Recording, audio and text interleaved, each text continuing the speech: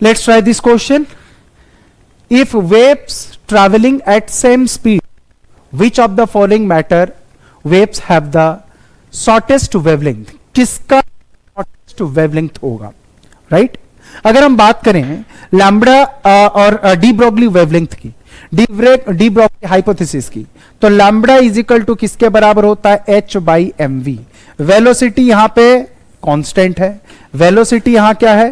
Constant है। Mass vary कर सकता है अलग अलग पार्टिकल के लिए। अगर ये क्वेश्चन के अकॉर्डिंग अगर मैं चलूंगा, यहां पे ये कर रखा है सेम स्पीड में सारे पार्टिकल्स ट्रैवल कर रहे हैं, तो सेम स्पीड में करें, दैट मीन्स v की वैल्यू क्या है? कांस्टेंट मान लेते हैं। सो देन लैम्ब्डा किसके ऊपर डिपेंड करेगा ना? It is inversely proportional to what? That is mass. जिसका मास ज्यादा उसके लिए वेवलेंथ क्या है? कम, मतलब शॉर्टेस्ट वेवलेंथ की बात करेंगे। ठीक है, तो अब जरा देख लेते हैं कौन जो चारों पार्टिकल्स गिवन है, मास के अकॉर्डिंग किसका ज्यादा होगा, किसका ज्यादा मास होगा और किसका कम होगा। राइट? अगर हम बात करें तो सबसे ज्यादा अगर हम देखेंगे अल्फा पार्टिकल, ये alpha particle two positive particle होता है, सबसे ज्यादा मास इसका आएगा। मास का ऑर्डर अगर हम देखेंगे तो सबसे ज्यादा किसका आएगा? अल्फा पार्टिकल का। राइट? फिर उसके बाद किसका आएगा ना? प्रोटॉन का आ जाएगा।